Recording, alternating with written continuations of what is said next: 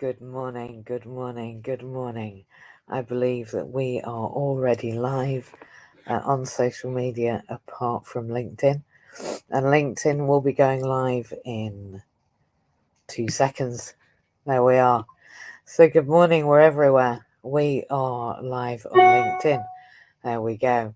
We're now live on YouTube. We are also live on Instagram and on Twitch and on StreamYard and on Facebook. So I think we've managed, and YouTube. So I think we've managed, there we go, I'll go live. I forgot to go live, can you believe? I've kept people waiting on LinkedIn. My apologies, everyone.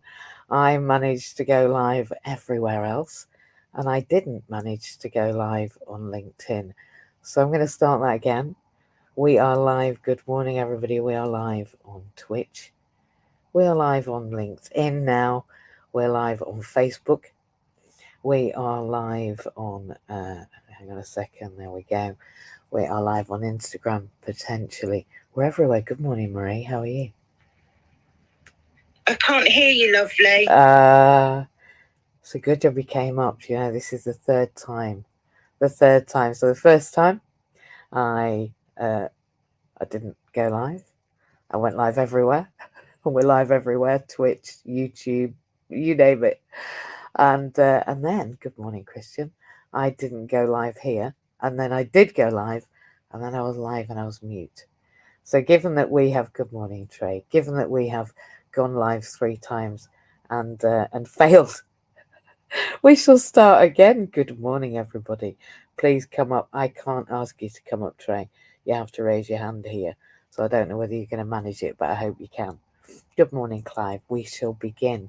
We are live literally everywhere today, guys. And I'm definitely just going to see if I can see myself. There we are. Yes, I can, but without wobbling my laptop. Yeah, we're live on Facebook. We're live on Twitter. We're live on Twitch. We're live on YouTube. And we are live on LinkedIn now. And we can hear each other. Christian, are you there? Good morning. Good morning. Good morning. So look at us being live everywhere, all at once, everywhere, all the time. And being able to hear us. Omnipresent inclusionist, I think. We are definitely omnipresent. We're omnipresent all over the internet now. And actually, I've learned to cut these posts up. So please, thank you, Christian. Good morning. Good morning, Tony. Please do. You've managed to mute yourself. Look at that. We've managed this morning to arrive here, to be everywhere all the time, doing everything. We're on Twitch, we're on Twitter, we're on Facebook. Well, I'm just going to keep saying it so I remember. We're on Twitch, we're on Twitter, we're on Facebook. Twitter's, of course, X. We're on Messenger. We're on StreamYard. We are on LinkedIn. I just think, we're on YouTube. I just think we're smashing it. It's great to see everybody here already this morning. We haven't even got started. It is 3 minutes past 8. It's Saturday morning. And we're live on LinkedIn. I can't even believe it. Do you know the only place that we're not live is Clubhouse? Because I can't actually do that at the same time. So anybody that wants to open a room on Clubhouse in inclusion that's a member and just stream this, just open it up, is welcome. But of course, it's not important if you don't, because we can always restream it later. Listen, I am learning so many things now. It's really very good. Oh, so we've lost. There we go. There we are. Wow. And we've even good morning, good morning, good morning. Those that haven't been here until. And we've managed to get Traherne onto the stage. Good morning, Trey. Before I begin, can you unmute? Good morning, Bob. Can you unmute? Do you know how yet? It's not easy. Good morning. I think I just unmuted. I think I'm incredibly proud of the fact you managed to find the unmute button and get on stage. Good morning, Trey. How are you? Good morning. I'm all right. Yeah. How are you? Good. I'm good. For those who don't know who you are, do you want to introduce yourself? My name's Traherne Culver. I am the company director of TK Technology Services. And today, I believe, we're going to be talking about harnessing the collective, which should be interesting. Absolutely, we are. We are. Marie, do you want to say hi? because we've got an audience, right? And you're being streamed all over the world. So. Oh, hi. Good morning. Good happy weekend day. That weekend feeling, that weekend vibe. It's always good, isn't it? Yeah. Morning, everyone. It's lovely to see everyone here. Yeah, good morning. And so Marie works with me. Marie's a strategy coach for Accessibility Partners. I'll introduce her. And she's a trainee psychologist. She's working through with the Open University at home, often in her bed. And I'm in my bed. Well, I'm on my bed at the moment. And I would bet that Trey is either next to his bed or on his bed or at a desk that's by the side of his bed. And Christian works with me with Accessibility Partners, and Christian has a new desk and a chair in his lounge working from home. Do you know, we all are working from home, and it's an interesting dynamic, isn't it? Because it was only 4 years ago that Student Finance England and Wales, I would imagine, probably Scotland, although I don't know, they're a bit different. Student Finance England wouldn't allow me to work with students. I'm a teacher. Wouldn't allow me to work with university students. I'm a SENCO, actually, a special educational needs coordinator. They wouldn't allow me to work with students when they were in the bed. And yet, many of my students who have disabilities often had to be in their bed. In fact, once upon a time, I went to the House of Lords to be thanked for a young lady with ME who did get some GCSEs from her bed. And actually, there's a gentleman in the audience who I would love to come up, Lenny, at some point if he wants to, who knows the history of all the help that's ever been proffered to disabled students in the UK, certainly by myself and others that work with me. And now we in Accessibility Partners are moving and have been practicing for 20 years in the world of access to work. And access to work, workfulness, and I don't mean your job, because I've had lots of jobs. We get different jobs. I think you get 4 careers in a lifetime now, 4 careers on average. So, you know, whatever you think you are, you're probably not going to be in a little while, or you're going to be a derivative of or an extension of, depending on whether you feel you're on your right path. But this morning we're talking about, this is Belonging in Business, by the way. Belonging in Business is here every Saturday at 8 o'clock, and we've moved our space, really. We've been for 2.5 years hanging around the halls of Clubhouse, developing this narrative, developing our collective, developing our movement, moving on from COVID, moving into a post-COVID world, and creating the best global pandemic that there is, actually, the only one, which is inclusion. And I've been probably talking about this, well, certainly over 20, 30 years. My eldest child was born and diagnosed neurodivergent. I just thought he was a genius, virtually non-verbal, and now an accountant. But at the time, very, very frightening. I didn't know what was happening, and I didn't know what to do about it. And I certainly didn't know how I was going to school him. And I was talking to somebody last night who was also in the audience that has harnessed the power of homeschooling. And I think there's really important conversations to be had this morning. And I think everybody here probably has something to contribute. So I'd love us to contribute. I'm not going to talk for too long because I'd like us to really get this conversation going.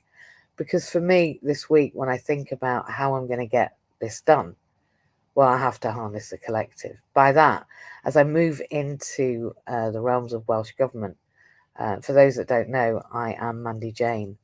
I'm a specialist teacher, a SENCO, an ELENCO in Wales. That's an additional learning educational needs coordinator. I'm therapeutically trained. I have trained other therapists. I am a supervisor for some. And I'm a trainee social worker for my sins. And we are streaming on a number of platforms. And to be honest, this is possibly the most uncomfortable process I could put myself in. I am no marketeer, I can tell you. I'm no social media guru. I've just got some important things to say, and I think they're going to impact us now and in the future. And I want to say them, have them recorded, share with other people about my musings, and then, well, maybe we can hear our voices. And I've had to be thinking, as I have been accepted now for Equal Power, Equal Voice initiative, in order that women can move into the political realms. My intention eventually is to become a special advisor to government.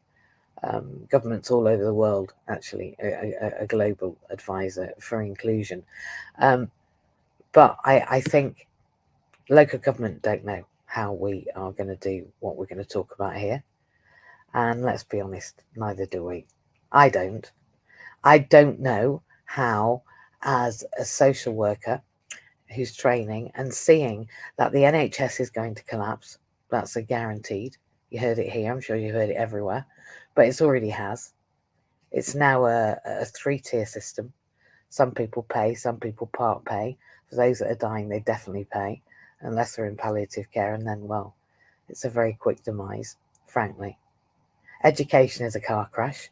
I'm a teacher, and I know that, actually what school teaches children is to shut up, sit down, put up, shut up, take what's being given, swallow it, and then regurgitate it, even if they say different. And it's actually a place to put the children whilst they put us to work, right? So there's health, there's education, and then there's training and workfulness. And this is what we're talking about today.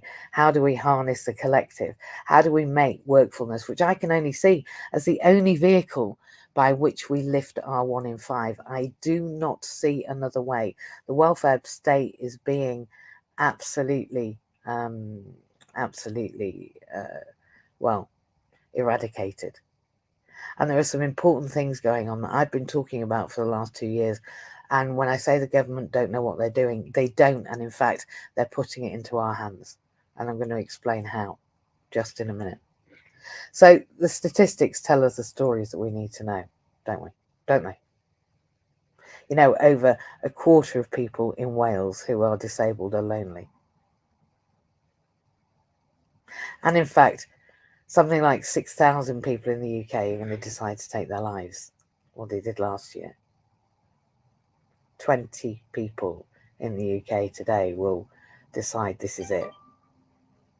And 10 of those people in the last 10 years were voluntarily euthanasiaed, whatever you call it. They took euthanasia because they were lonely or too disabled to live. All right, it wasn't because they weren't life limited, they weren't dying, they weren't terminal, they were just broken or lonely. 10 people were legitimately killed on the back of being lonely or disabled. That statistic I don't think will ever leave me. So I think belonging anywhere, in business or otherwise, is really important.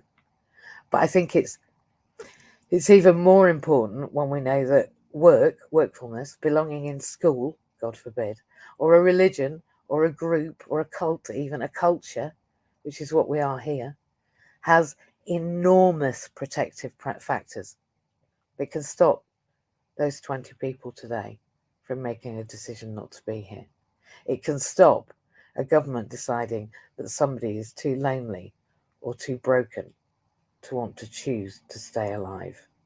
And they can stop authorising their demise. So belonging is important, right? And we also know that having effective coping skills, knowing what to do, having problem-solving skills, knowing how to solve those things that we know what need doing, as well as having a reason for living, that's friends, family, pets, I don't care what it is, anything that fosters a sense of cultural identity, whether it's our own individual, I'm here because I have a story to tell, I have a reason, I have a raison d'etre, I have a purpose bigger than me, my horizon is bigger than when I woke up this morning and thought about myself. Or relationally, as I believe that there are people that rely on me and on you and on one another. I know how much workfulness there is for Marie and Christian and Traherne and I to do next week, and many more of you, and more people are joining us. In fact, we're having a new starter at 5 o'clock on Monday morning. Just letting Marie know that right now. So we're growing, but that cultural identity comes from, I believe, our workfulness.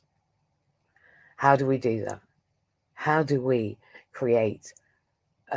promote belonging? How do we create an inclusive culture, an inclusive cult? How do we do that? Well, I think employers need to know how they can afford to employ disabled people and whether that's going to touch the bottom line. That's for the workfulness, right? But to do that, us disabled people have to first get a seat at the table, and everybody on this stage today has a disability. Margaret Mead, who was a controversial anthropologist, all right, there's a 2013 paper about her that said she was a bit hoodwinked. Well, do you know what? For many years since the 40s, she made some marvelous investigations about how humans work and how we work in families and how we work as parents and how we are as children and what the adolescent experience is. And she studied human behavior. And I believe that as a neurodivergent individual who's high functioning, I don't like that phrase, but I'm savant autistic, that I observe humans as if I am an alien. Actually, I often feel I'm treated as an alien, and I think that gives me a sense of separation and an idea that I can observe myself and others maybe from a third person perspective. And many autistic people are known in their childhood to speak from a third person perspective, actually name themselves. So Mandy-Jayne is going out to shop. MJ really doesn't like what's going on here. And I do it now. MJ's not impressed. She's not having it because it's a way of coping with the anxiety of the felt sense. So I think it gives me an advantage. But Margaret Mead, I think, perhaps was one of me. I'm just saying. I've never met her, I don't know, but from my studies of the way that she worked. And she suggested that adolescence, this is important, is less about the genetic clock, actually. It's not about whether somebody's, moving into adolescence at a certain time, and we know that children are getting younger and younger and younger and younger as they move into adolescence with the increase in hormone in meat and all of the rest, all of the reasons that I began my journey in adolescence at 9 years old. I was genetically just not on the same clock. But it's less about the genetic clock. It's actually about the cultural impact. And she expressed this eloquently, I think, when she said, never doubt that a small group of thoughtful, committed citizens can change the world. Never doubt that a small group of thoughtful, committed citizens can change the world. Indeed, it's the only thing that ever has. Now, so she realised that family, connection, culture, the collective effort, harnessing the collective, being the collective, wanting change, having a hope, having a desire for a different world than the one that perhaps you're experiencing right now. That begins right here with you, with me. A collective effort that we've got today, right now, as I learn to navigate this world of social media and personal and professional expression. Look, you can share this room, you can share it with your friends, you can share it with your family, you can share it with your loved ones, you can share it with people you hate, you can share it with people who you know have to belong, because belonging's not just a buzzword. It can't be. It just can't be. If any of you go to work, if any of you live in the world, if any of us want to move through the world today, we need to create a society that reflects society. And that's not just because I'm a Senko. It's not just because I've been therapeutically trained. It's not because I'm an airy fairy angel lady. It's not because I'm disabled and I want you to accept my wheelchair, although believe me, I do. Until society reflects society, those 20 people will continue to make that decision today, particularly in the workplace. And I've just recently worked with somebody who will forevermore, I know, live with the horror that somebody in their department took their life and they didn't notice. Right? Didn't notice that Steve was going to die at his own hands, of his own volition, because he couldn't speak up anywhere. And he didn't speak up anywhere, because if he had felt psychologically safe, and if that manager was somebody that connected with him, would there be of an opportunity? I don't know. And neither do they. But those 20 people will continue to make that decision until, particularly the workplace, remember it takes all week. I joke, but I hope you like what you do and you do what you like, because if you don't, what you're buggering about at, because you're at it all week. Well, if you work full time, you are. And even if you work part time, actually, I think you work longer. You end up getting paid less and work longer when you take a part time contract. Remember, anything commensurate with the post. It takes up all week. And in fact, where diversity and inclusion doesn't really feature, those workplaces are going to become less and less relevant. I predict it, I'm telling you now. Less and less relevant as they become autotrons, as they become automated, as they become an Amazon warehouse, as they become less and less human beings. They will become less and less relevant in human endeavour, because true belonging is about recognising the equal value of every thread in that tapestry. And until we do, I'm telling you now, we are sliding down a very slippy path where the ground beneath us will go. You will lose the ground beneath you with every step you take, unless inclusion becomes at the fore of your agenda. We've got a direct choice now.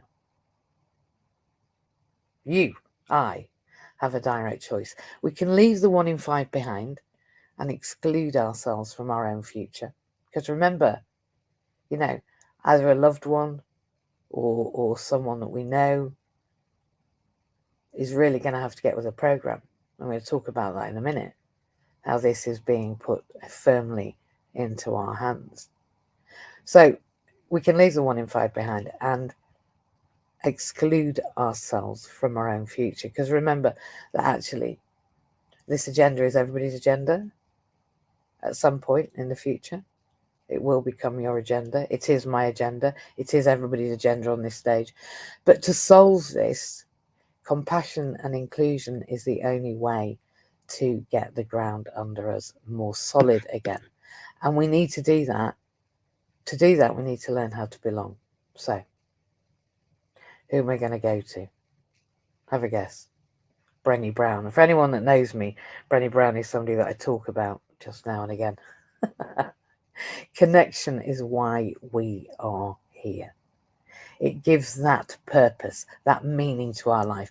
Those protective characteristics, those protective factors that stop us being one of those 20 people today, or somebody we love, or somebody that works for us, or somebody we read about. Making that decision today. Our one-to-one connections are our lifeline. They're not just our happiness, they're also for our health. Think of them as those threads that weave into that tapestry of our life. Well, I can't do this alone. If I know that that has to be our starting point, I have to begin with the end in mind. And the end in mind is that's when inclusion is what it is. It already is. It's a foregone conclusion. That's the end of it. It's a global pandemic. It's the only one I'm going to be part of. And it's the only one you're going to be part of. Because the others don't exist. Not really.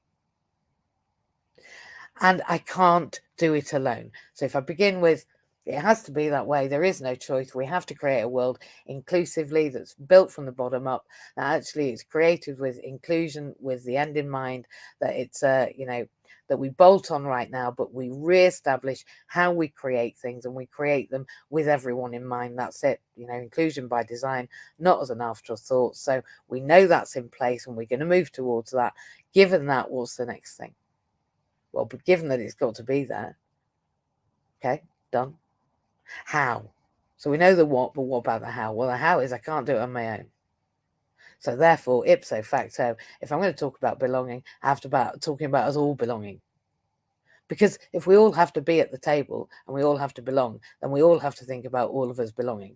Therefore, we have to harness the collective. So it's everybody's agenda. That's my logic. And competition is dead. And if you don't think it is, have a look outside. Have a look at how much it is to go and buy something that's plastic now and where it came from. Competition is dead, because effectively, if you're going to make a choice, as opposed to just be fed things irrelevantly without making a choice, then collaboration is the way forward. The best place in Cardiff for me, is when I go by the castle walls, and I will be there today. I've got my hair appointment booked in a very small independent salon that gave a shit enough to let me in. Sorry, but they do. They've got a ramp. They care about washing my hair. They welcomed me, so I'm spending my money there.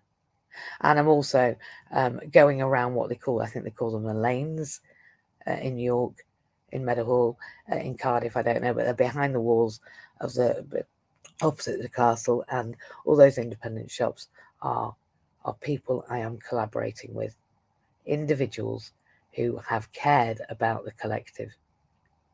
I think when I go round those places, I did in Islington, if you've had a look at my Instagram, and you should if you haven't, because there's some interesting reflections there. In Islington, I spent my money in the gallery there, the Chinese gallery. I think it's Japanese. Sorry, it might be Japanese gallery. Yeah, it is Japanese. My apologies. The Japanese gallery there, and then I ended up in Trafalgar Square actually at an event.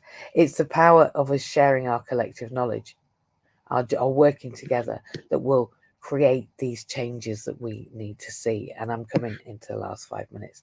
So this collective wisdom, because it isn't just about what I know. And somebody in the audience that talks about that, his mum and dad. It's not what you know, it's who you know.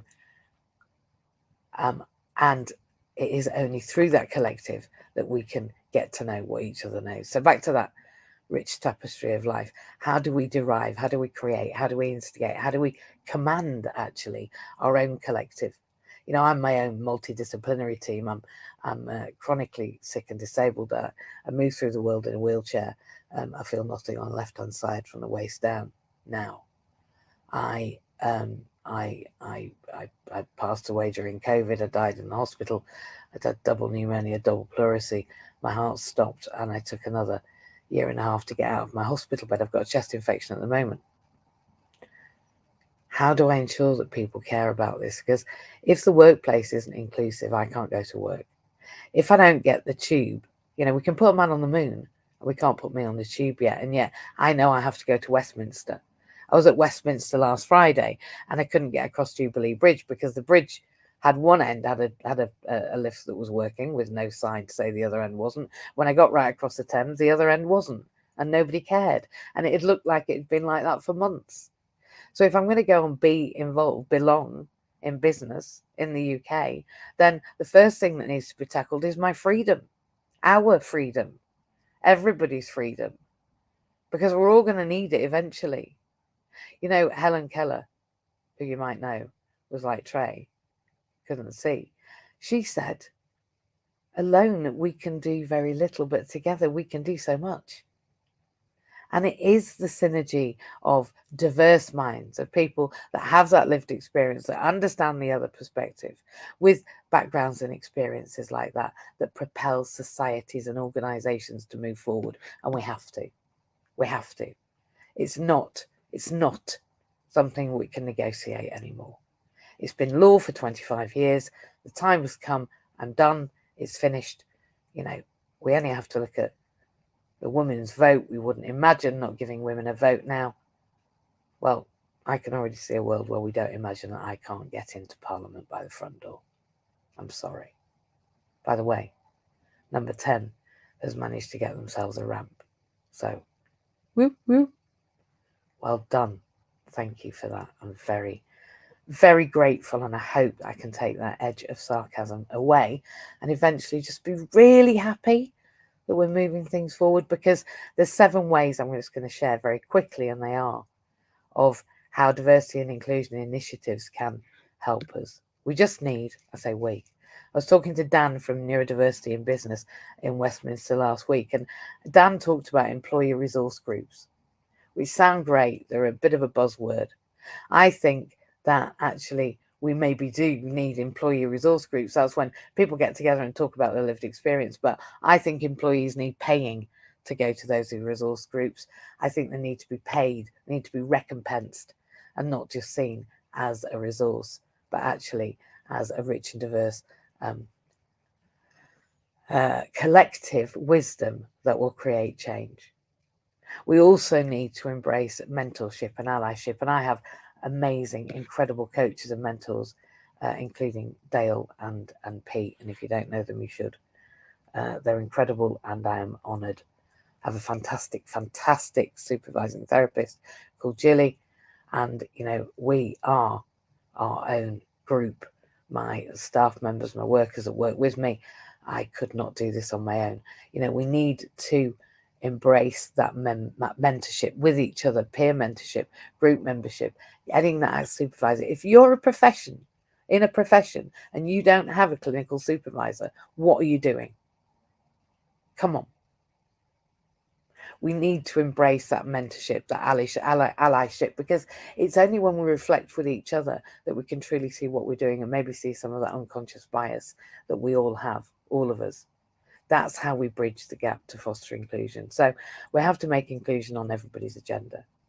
To do that, I have to tell people about the Access to Work scheme, but more than that, I have to tell people about what I've been saying for the last 2 years, which is that the Access to Work scheme is a vehicle by which the government are going to make me, the disabled individual, and many more of us, as the vehicle that will remove, that will help, that will support, that will lift up, whichever way you want to look at it, the 1 in 5 from workfulness or from incapacity benefit, or ESA, as the government call it. Access to Work Plus is the vehicle that they want innovation. It used to be, it's a deleted chapter actually, in the Access to Work guidance for staff members. It's a deleted chapter, but it used to be called the Transitional Support Fund, and you heard it here first. We are now being given a vehicle to invest in training and promote that understanding and empathy.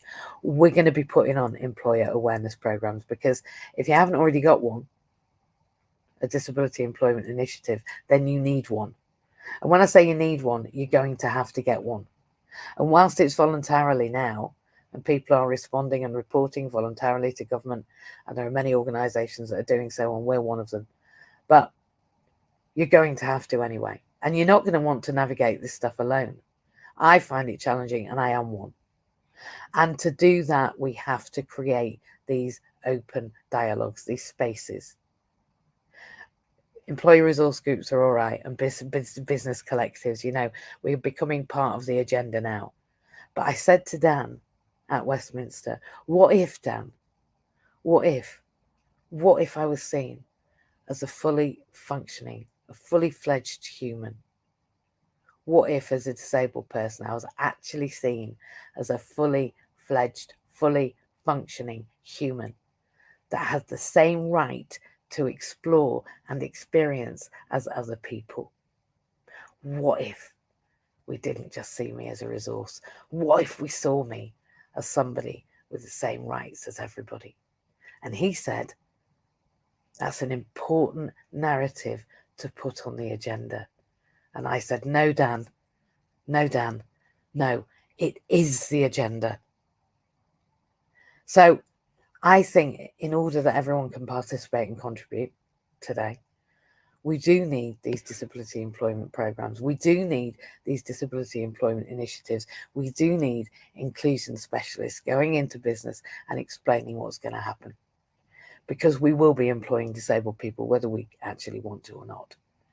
And as we embrace inclusion, we will then have a diverse populace that reflects society. And when society reflects society, I promise you, society will then become a society that we can tolerate, we want to live in, and we flourish. The ripple effect of inclusion is not just checking boxes. It's getting a strategic advantage. You know, Richard Branson said, and he's a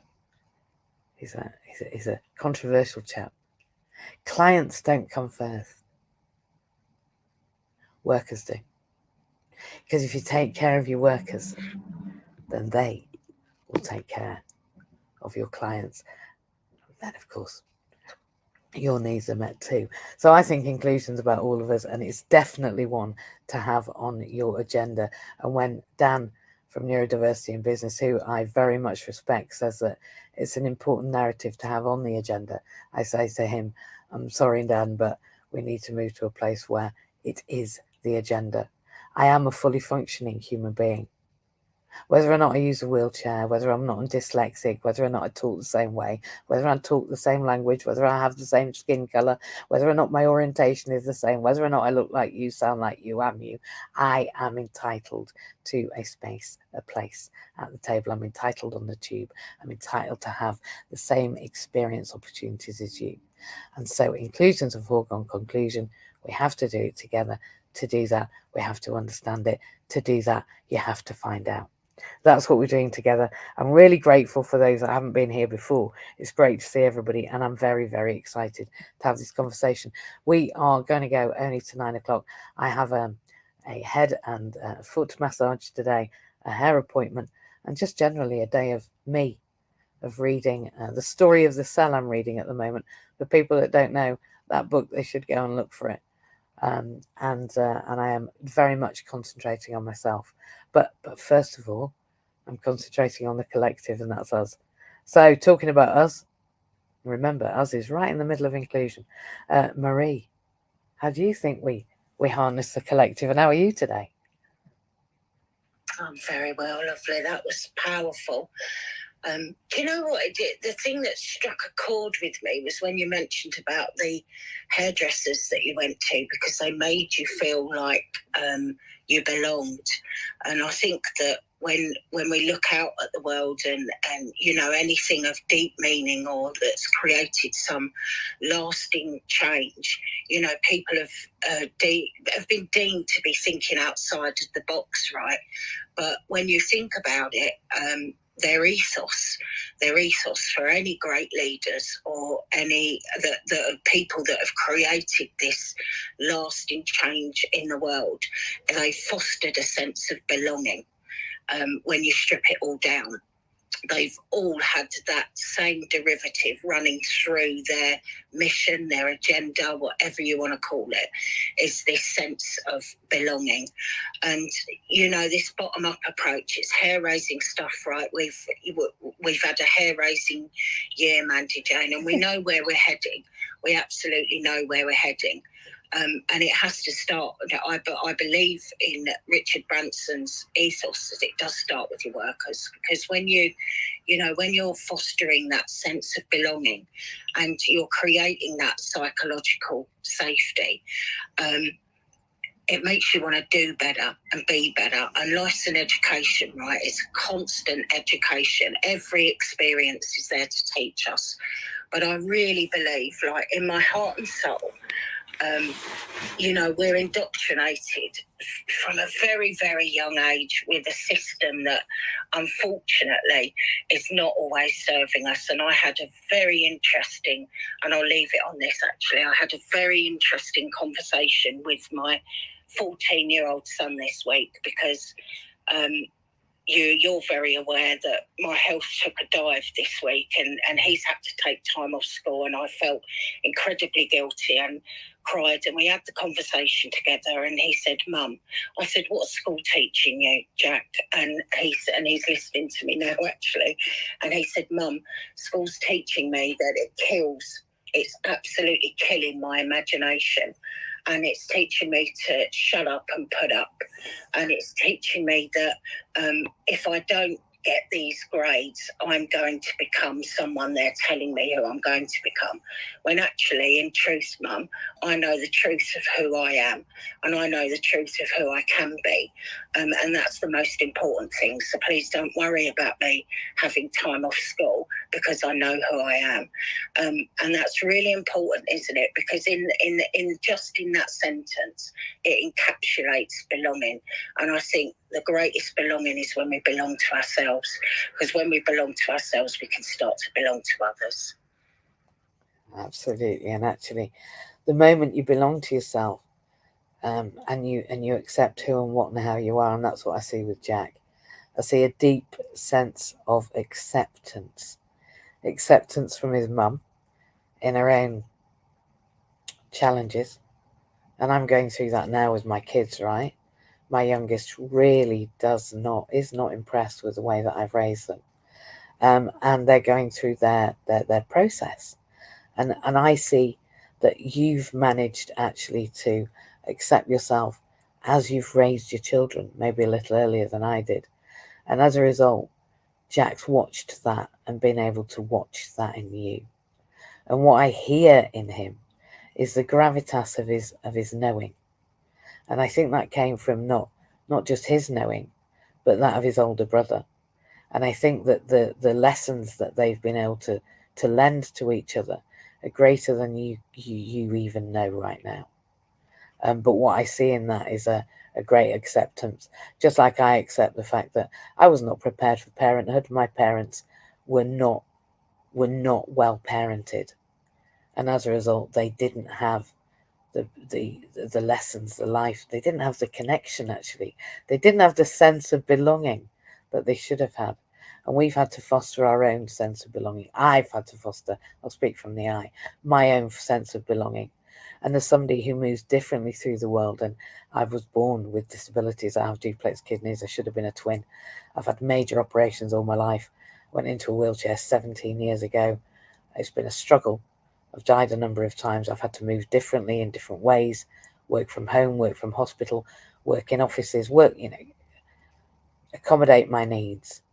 And doing that takes a great deal of self-acceptance, but I think you did it much earlier than me. Indeed, you're much younger than I am, Marie. So I'm honoured to have you working alongside me, in that you teach me every day as you sit alongside your kids and show them who and what and how you are. And I'm not so sure I'm quite that advanced yet. But what I see in Jack is that he can see the gravitas of how you've become. And to be honest, when we hide that from each other, that's when we prevent each other from seeing the lessons that we've got. And I don't think we can learn about things from each other. We can't learn to do things from each other. We've got to go through our own journey.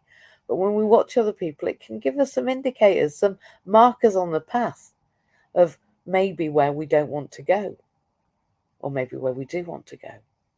And so I think when we hide that process, then we hide it from ourselves, we hide it from each other, and we prevent people maybe getting some opportune moments to reflect when we do. And then I think we miss the point. So I think the process is the point, and therefore belonging is beginning to belong to self once we can reflect how we are in relation to others. Because I was just always felt I had to do better, stronger, longer, faster, be the best and stop failing and just get up and get on with it. Well, that's not always how we feel belonging. And onto the Access to Work program, we've said it's been a hair-raising 6 months, but the Access to Work Plus program that we're now going to be working with is just an honour, because actually we get to help co-create with the very people who want to be helped to co-create a future that they see as a life worth living, with the support that they deem is necessary for them to be lifted from where they were left. Because let's remember, we left people, we left the 1 in 5, we left us, we were left on the road. So as we come along and people either pick us up or we pick ourselves up, or we move along that road to one of the pickup points, which will be accessibility partners, it will be inclusion, it will be our togetherness, then we need to know what we're doing with those people. And that's co-creation. We get the chance to do that, to co-create that future. And it's an honour that from the bottom up, from who and what and how we are, we can say to people, listen, there have been thousands of examples like this. What we on? I don't know how many. I don't know. But we've got a lot of Omeos going under a lot of people's bums. And they're all going to be at the tube station, arguing about the fact that dancing in front of the tube station isn't going to cause public unrest. It's just going to do a dance in some wheelchairs to show people that we have personal mobility devices that's hands-free. The fact that might just help people understand how it is not to be able to get on the tube is a different story. We don't have to chain ourselves to railings now, I don't think. But if we have to, of course, we have people that already do that for a living. Anarchists, I think they call them. And we're happy to employ them if we must, but I'd rather not. I'd just rather dance my way, to be honest. I think Pete Cohen's got it going on, because he's promoted this week dance walking. Now, I've got a better one from that. We've got dance rolling. So just a sexier way to move through the world. And I've got multicoloured Omeos, I realise you can have multicoloured people, Pete, but it's just not the same colour scheme. My colour scheme's just better. And the roll walking. I don't know about roll walking. Roll dancing is definitely the way forward in an OMEO. And those people that haven't got an OMEO, they're going to want one, even if they've got legs that work. And I reckon on the Access to Work Plus scheme, OMEOs are going to be front and centre for those people that need legs that roll. Legs that roll? I'm not sure that works.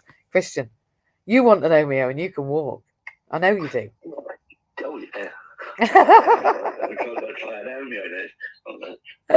Homework was all right. I'm going down. It was quite particularly when I'm going up. Yeah, but I just came back to everything you were saying. I mean, I've said it before hundreds of times, and I'll say it again hundreds of times. But you know, through growing up, through life, I mean, the collective was how I was brought up. It's how we brought up in the family. Everybody helped each other. I mean, don't get me wrong, there was sort of, argument with people between the family, but that pretty much, we always said that, the family could argue if the cows come home between themselves, but if there was an external pressure, everybody lined up and dealt with the problem. And so, and I think that's one of the great awakenings was sort of when you start going out into the real world, when you find that some people don't believe in the collective, and they don't believe that if I help you, you help me, and it really genuinely gave me a bit of a problem. It gave me a bit of a problem to look at people and say, why are we not all working together for the common good here? why I don't mean that we won't go down political views, but it's everything everything that I stand for, everything I believe in is the common good for the betterment of society, and so I don't understand. And in business, when you belong, when you're not in our organisation, and I can only speak properly about our organisation, so what I understand, but we genuinely care about each other. All of us, we genuinely, love is not just on the word. We love each other, and we do, and we work with each other for the betterment of the people that we work, clients, and ourselves, to bring ourselves up, and then for the wider greater good, and that's how it's done. And I can't. And in business, surely that's the best way to go. Surely that's the only way to go. If everybody needs to, make money in this life, because that's the way it's programmed. That's the way it's gone, and it's always been. But if you can do it in a way that helps everybody else to then bring themselves up, and we bring everybody up as one, well then surely it's got to be, that's the best way to do it. So if we, the collective power, and the collective power of us, and because with everybody I know on this stage, in this room, so I'm confused with Fleet University Clubhouse, but anyway, anybody here is hugely powerful. It's hugely powerful because we have a collective endeavour moving forward too. But that collective endeavour is just to make it a bit better for everybody and make everybody be able to contribute.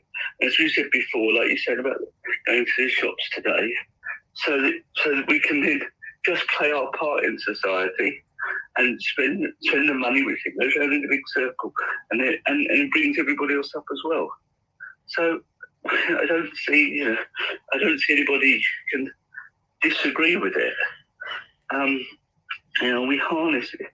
If we can harness the powers that we have as a collective, and everybody wins. There's absolutely no downside to it at all. So it baffles me that anybody would even sort of put a roadblock in the way, but they do.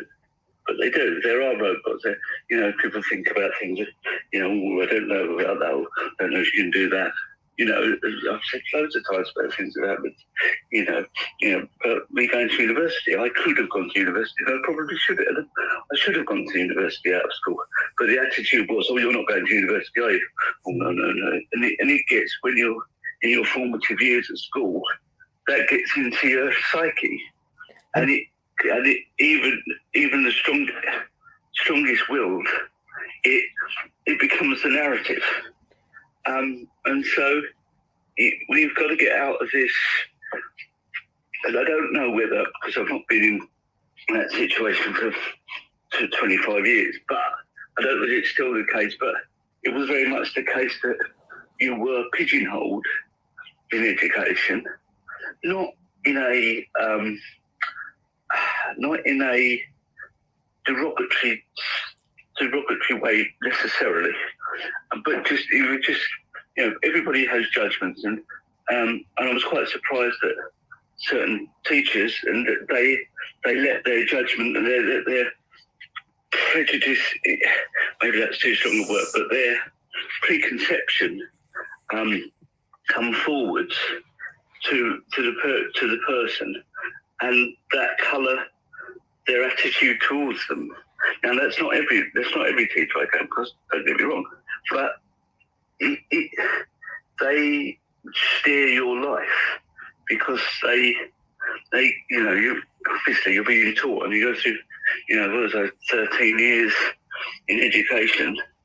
That has an impact on your outlook, and it's very difficult, which is to, especially in the modern world, in any time, but it's very difficult to then, when you come out of that, find the right niche that allows you to flourish, and that allows the people around you to flourish. When you've got a disability, no matter what that disability is, because it's disability, as we said before, is as much about other people disabling you with their attitudes. In fact, quite a substantial amount of it is as much as what you can't do, because we can all adjust, and we can all. Okay, I'm not saying that it's easy. I'm not saying it's easy at all, but you find ways around things. We all find ways around things.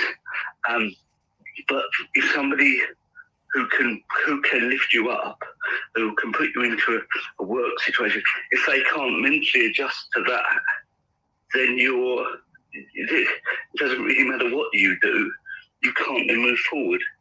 So I don't want to speak too long, but going back, and it's so good, our collective, our harnessing our collectives, because we all understand. And then when we work with other people, we understand we're not judging them on there. We're helping them to fulfill their purpose, is that right? But fulfill their dreams is about a word. Fulfill what they want to be, and be part of society, and be part of everything. And even saying that we're helping people be part of society really is wrong. We shouldn't have to ever help somebody be part of society, because they are society. Just because they've got a label, or they've got something, we're the collective. Quite levelers again, but we are without people, no matter who they are, but what there isn't anything. And so the more you can harness the power of people, the more everybody moves forward, everybody wins. The shops win, the businesses win, the government wins in tax, and so that's I've got up for my soapbox now.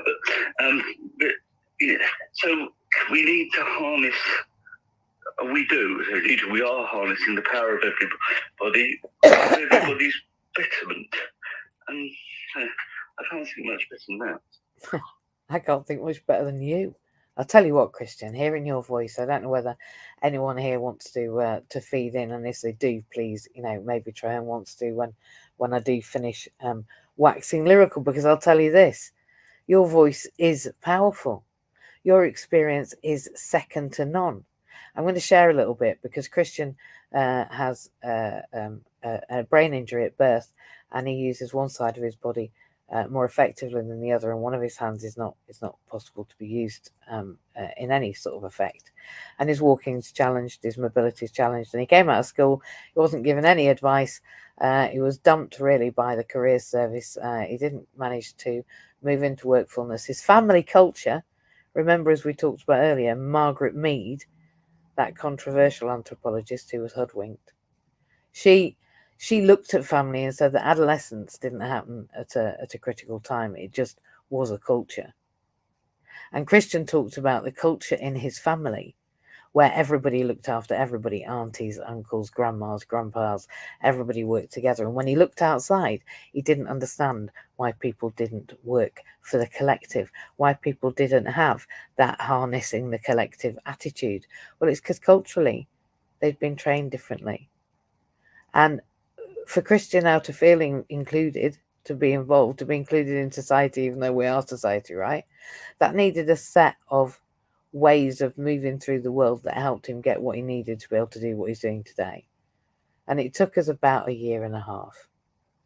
For Trey, it's still taking. And it's an ongoing thing with Christian, over 2 years. And with Marie, I'd say every year as well. For me, it took me 14 months before Access to Work responded, because it was during the pandemic, and I was working for an employer as I died, and everything I had to be sold so I could start again.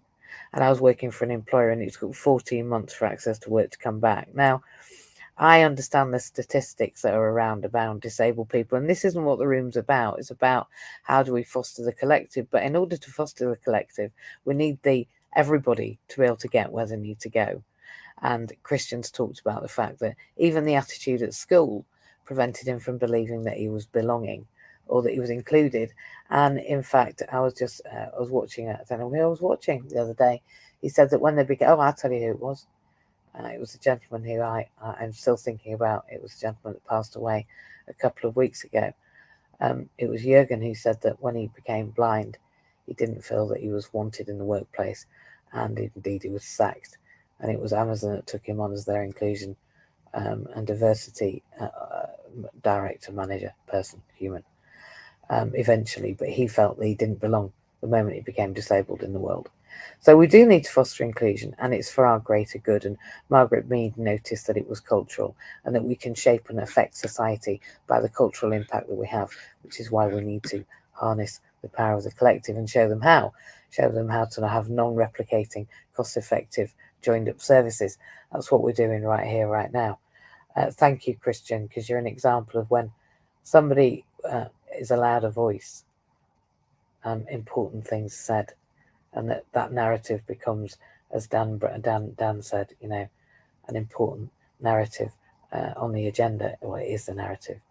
Including and belonging is the only way to foster a society that lifts everyone up. So I'm grateful to you.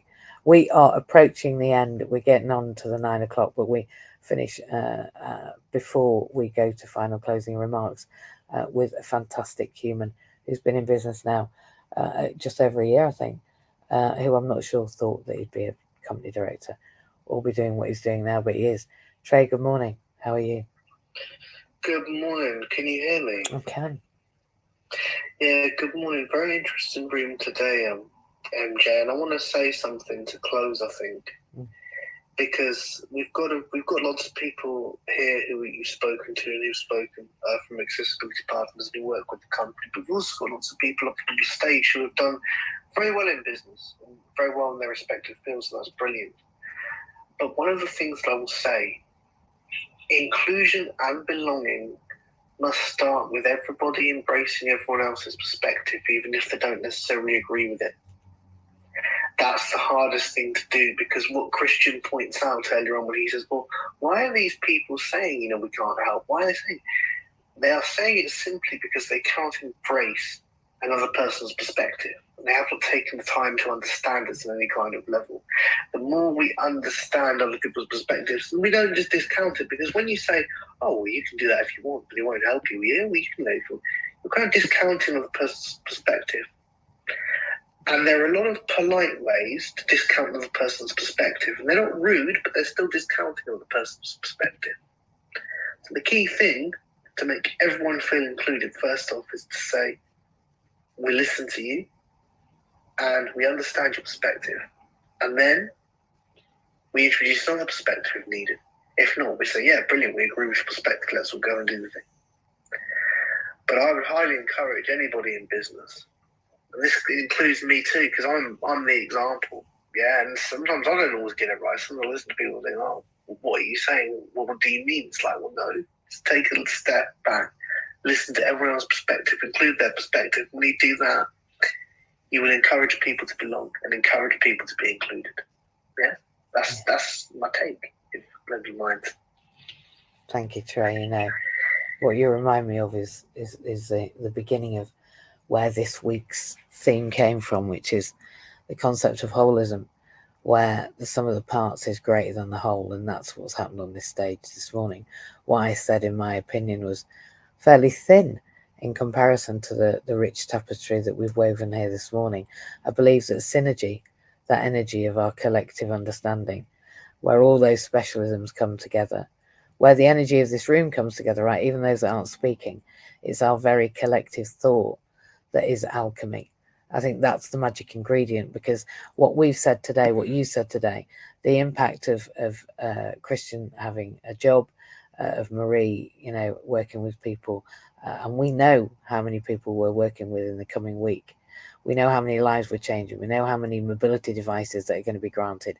We know how many people's lives are going to be emancipated by this magic that is us. When people listen to your music, and there are musicians that are blind like you that can use music equipment because you've helped make it accessible, when the world of music changes because you helped it change, I know that the I am is just no longer possible in the entirety. We've got too much to know. You know, it was a Nobel Prize winner that said in 1976 that, you know, there was so much, I think it was 76, that we knew too much then. There was too much to know for one person to ever know it. So the we still isn't enough. It's not enough, is it, Trey? If it's just you and me. If it was just you and me fighting this, doing this, including this, we're noodled. No, he swore that for the second time this morning.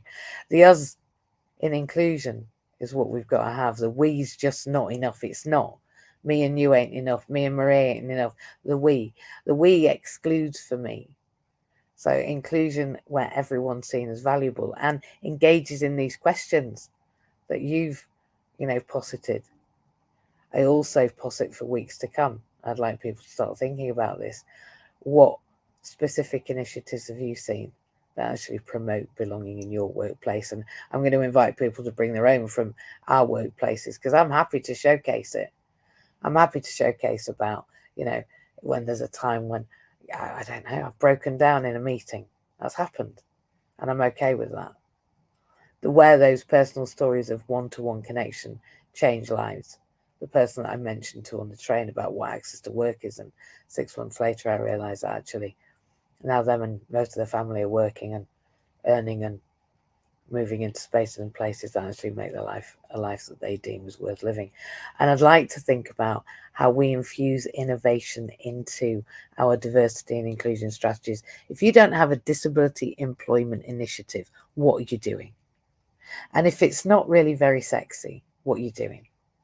Because we've got to make disability sexy. We're all going to get disabled, frankly, unless we die in our sleep. That's a harsh reality. And then how do we measure it? What do we measure it with? Because I'll tell you how I measure it.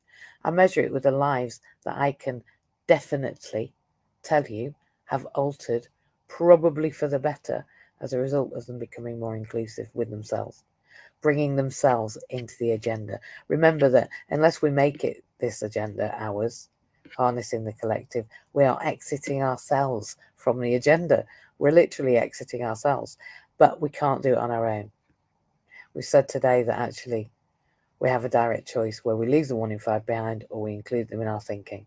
Connection is why we're here. It gives us purpose and meaning. And I think our legacy, if we have moved beyond that kind of, you know, kid mode, maybe we've had our kids and we want to know what the hell we're leaving. Our legacy should be leaving the world a more inclusive space, because we all know somebody that we want including. We've all got kids or family members or loved ones or people we've fallen in love with or people who are in our lives that we want including that aren't being included. Maybe if you know me, it might be a bit irritating to you that I can't get across London to get to Westminster to go and say what I need saying because I can't get on the tube and I can't get a taxi and the lift doesn't work and the bridge is broken. Just saying. Maybe that's a bit irritating. If it is, this is your agenda. And if it is, then we need to work together. So we are here on a Saturday at 8 o'clock. It's been fantastic. We've been talking about how we harness the collective. And I think that's what we're doing here. Remember that holism is when the synergy of those ideas come together. But you need an alchemist. That's the magic ingredient. The I am's no longer possible. We have to be talking about inclusion. It's a global pandemic that's yet to happen, but we're on our way. I've already seen it as a foregone conclusion. And we need to know how to do it when we get there and how we're going to tell the government to do it through this new Access to Work Plus programme for that 1 in 5 who are in receipt. It's a very special criteria just before you go. You need to be in receipt of PIP, Personal Independence Payment, or DLA, Disabled Living Allowance. And you also have to be in receipt of long-term incapacity benefit or employment support allowance. If that's the case, you're going to be put on voluntarily at first an Access to Work programme plus, Access to Work plus. And if you choose to, it's a pretty banging deal. It's certainly a better bid deal than having your ESA ripped away in 2028. So we've got 5 years, 3 years to put it into place, 2 years to get on with it. We've got 2 years to make this programme robust and get everybody on the train. And then we've got 3 years to work out how we get society to include us. And then by 2028, well, all employees and all employers will have changed their heart and their mind shift, where they harness the collective and realise we all need a seat at the table. It's very exciting. We've got 5 years, guys. It sounds like a long time, but it isn't. It starts here and it starts now and it starts with you. We'll be here next Saturday morning. I'm in LinkedIn and at 6 o'clock, very bright and early because I'm a lady that gets up very early, 6 o'clock on Clubhouse on Monday morning, prior to Pete Cohen's Monday Mindset Room. So if you want to hear all the latest gossip, and Mondays is going to be about the Clubhouse gossip, what's going on, what's happening in relationships, what's going down. Really, you know, we're a family over there. So if you want the family down and dirty happenings and come and share, then Monday morning at 6 o'clock, we're going to be on Clubhouse. And we will be back here next Saturday on LinkedIn. It's already 6 minutes past. I'm going to run away because I've got an appointment with a masseur and with a hairdresser and with myself for today. Today I'm having a date with myself and maybe a date with somebody else later on. All right, I love you all very much. For those that haven't caught up with me this week, just give me a message. And those that are new here, hey, welcome. We're out of Clubhouse. We've escaped. Inclusion is also going to be restarting because we've had a hiatus after the hand cycle marathon. I've had a couple of weeks where I just took a moment on a Monday night. So if you want to know about that, come along on Monday morning at 6 o'clock and then you can hear about what's happening with inclusion, specifically with inclusion on Monday night. But if you want to be on LinkedIn, Saturday at 8 o'clock next week, it'll be Belonging in Business. And I think we've got a pretty special guest. So if you want to know, come along and see. It's very exciting. We are getting some exciting people in our midst. I'm very excited. Take care, everyone. Have an absolutely fantastic week. Thanks for being here. It's been great. We've been on LinkedIn and we've been live everywhere else. Please share this space with other people and let's really harness the collective as we learn to belong to ourselves, to our families, to each other, and in business. I'm very grateful to you all. Bye-bye. And to all you guys. Oh, I'm going to say bye-bye to you guys too. Thank you for being here. It's been fantastic. You've been in Belonging in Business. We've been talking about harnessing the collective. And I believe that what we're doing here, sharing it wide and far and wide, is harnessing that collective. Have a great week, everyone. Blessings. Bye-bye.